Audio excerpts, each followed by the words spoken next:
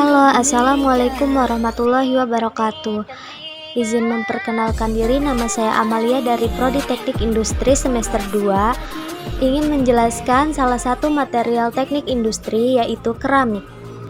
Langsung saja simak penjelasan lengkapnya.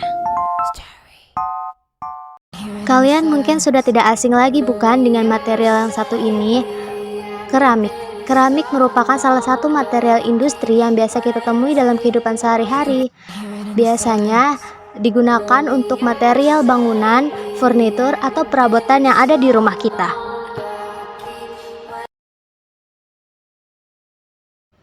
Keramik adalah bahan yang terbentuk dari hasil senyawa antara satu atau lebih unsur-unsur logam dengan satu atau lebih unsur-unsur anorganik, bukan logam, semua benda-benda yang terbuat dari tanah liat atau lempung yang mengalami suatu proses pengerasan dengan pembakaran suhu tinggi.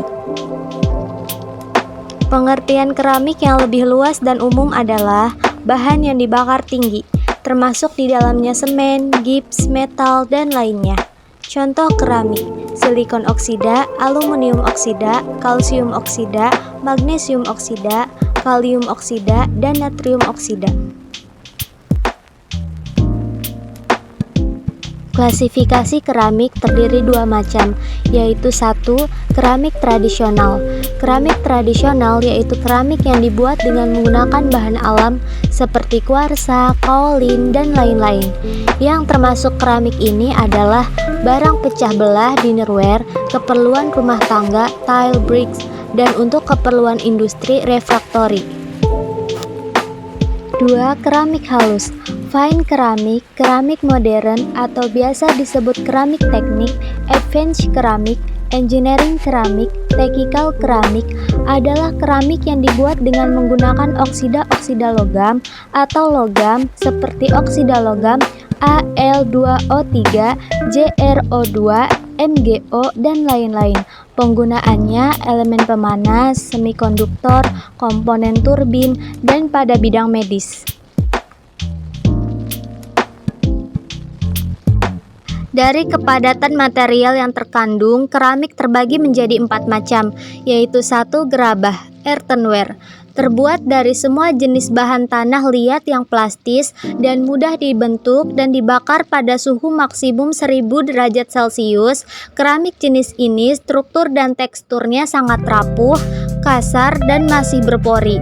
Agar supaya kedap air, gerabah kasar harus dilapisi glasir, semen, dan bahan pelapis lainnya. Gerabah termasuk keramik berkualitas rendah apabila dibandingkan dengan keramik batu, stoneware, atau porselin, bata, genteng, paso, pot, englo, kendi, gentong, dan sebagainya termasuk keramik jenis gerabah. 2. Keramik batu atau stoneware dibuat dari bahan lempung plastis yang dicampur dengan bahan tahan api sehingga dapat dibakar pada suhu tinggi 1200 derajat sampai 1300 derajat Celcius. Keramik jenis ini mempunyai struktur dan tekstur halus dan kokoh, kuat dan berat seperti batu. Keramik jenis ini termasuk kualitas golongan menengah. Yang ketiga, porselin adalah jenis keramik bakaran suhu tinggi yang dibuat dari bahan lempung murni yang tahan api seperti kaolin, alumina, dan silika. Porselin jenis ini berwarna putih, bahkan bisa tembus cahaya, maka sering disebut keramik putih. Pada umumnya, porselin dipijar sampai suhu 1350 derajat Celcius atau 1400 derajat Celcius, bahkan ada yang lebih tinggi lagi hingga mencapai 1500 derajat Celcius. Mempunyai kekuatan karena struktur dan teksturnya rapat serta keras seperti gelas.